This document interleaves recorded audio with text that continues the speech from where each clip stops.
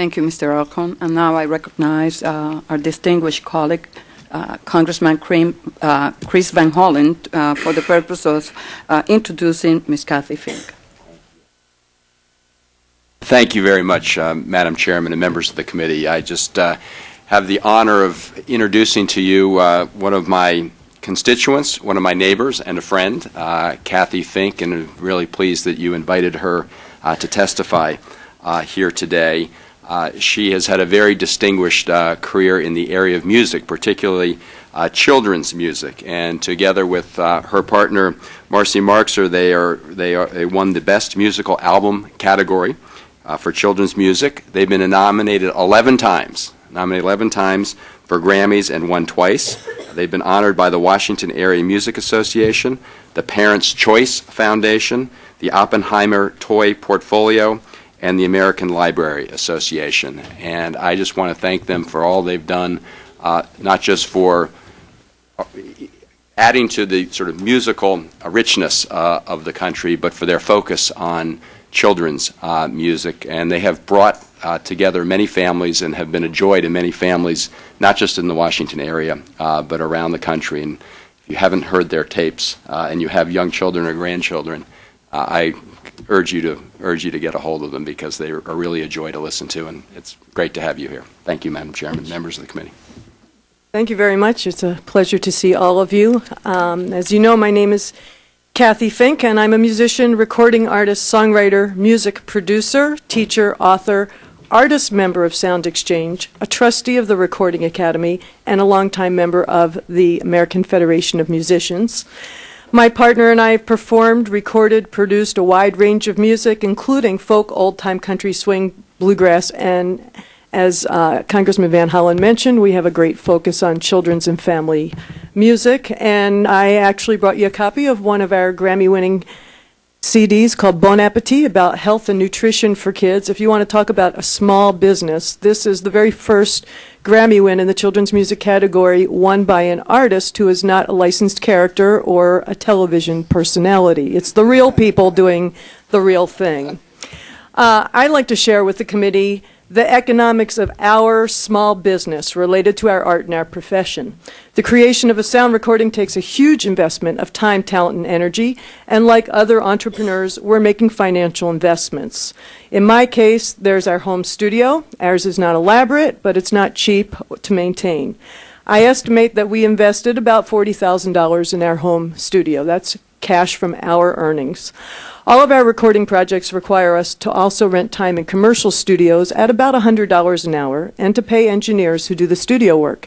And when we hire musicians to work on an album, we pay them well, the fundamental principle being that when people do the work, they should be paid for it. Like any other small business, we endure organizational and administrative tasks as well. The paperwork associated with hiring musicians, paying taxes, booking tour engagements, handling mail orders, public relations for concerts, and more.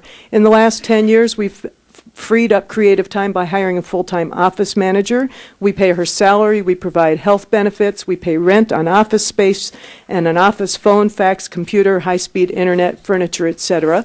And then, of course, there are the expenses of our instruments, which are an investment. In our case, we play so many different instruments, over 50, on our recordings, that we have a large collection, and many of them are expensive. You may not know that a good acoustic guitar can cost from $2,000 to $10,000.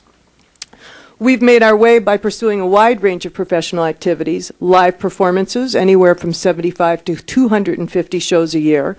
Many of them involve travel and other costs, but they all involve an opportunity to connect with live audiences, which Mr. Van Hollen referred to. We love that part, and to sell our CDs in person. But selling CDs alone is not enough to support us, and frankly, it can take several years to recoup the costs of each project.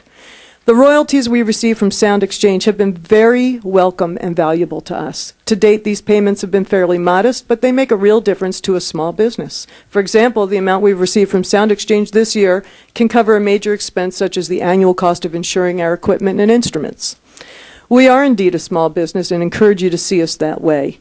And it is a very creative business, one about which we're extremely passionate. Our music is a valuable creation. It's the core of that business, and like any other product, deserves fair compensation. Last year, I was personally proud to testify before the Copyright Royalty Board about Internet royalty rates. I thought it was incredibly important that the judges understand the investments of time and money that we performers make in our work. These were thorough and comprehensive hearings, and I believe that the royalty fees that were ultimately set by the board reflected the value of the recordings that are at the heart of the webcasting and simulcasting business models the judges examined so carefully. Under the CRB decision at 2007 rates, recording artists and labels will be paid 65 cents in royalties for supplying webcasters with a month's worth of music for an average listener who streams 40 hours of music a month. These were rates that the copyright royalty judges determined were fair after reviewing testimony from all participants, including proprietary financial information to which no one else had access. And I want to say it loudly and clearly. The Copyright Royalty Board was an impartial panel set up by Congress that conducted a fair and painstaking proceeding. There truly is no valid complaint about process. It really comes down to money. Big webcasters want to pay us less than what the judges determined was fair.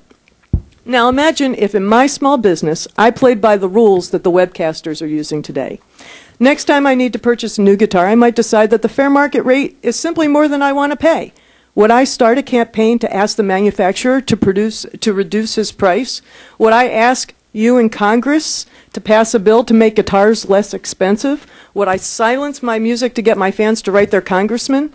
No, because I understand that we all need to be compensated at market value. But the big webcasters are taking such a tactic, and they want me to charge less so they can profit more. As for the small webcasters, you know recording artists and labels have already, at the request of Congress, offered a rate discount to help them grow their businesses. This discount, which comes out of the pockets of people like me, will essentially freeze the rates small webcasters pay through 2010 at the same subsidy levels they have enjoyed since 1998. There's a bottom line here. Without the talent, hard work, sacrifice of recording artists, there would be no music to play, no music to build the assets of the webcasters' businesses. It embraces a simple principle I've always stood for: we deserve to be paid for our work. If I may, I'd like to make one more point. A couple of weeks ago, I happened to read in the newspaper that Last FM was purchased by CBS Corporation for $280 million. I asked Sound Exchange about that, and I found out that Last FM got a discounted rate as a small webcaster and paid less than $5,000 in royalty rates last year. I then asked Sound Exchange how much of that $280 million will be shared with those of us who create the music that helped build Last FM into such a desirable company. And as you might have guessed, the answer is zero. Madam Chairwoman, members of the committee, we have had a long, successful career in this business. I'm very lucky. I work very hard. Just as you want to be paid for your work, I want to be paid for my work. I'm in a very small business. With your help, I hope, and the help of Congress, that's going to continue for a long time, and I appreciate your support and your time. Thank you very much. Thank you, Ms. Fink.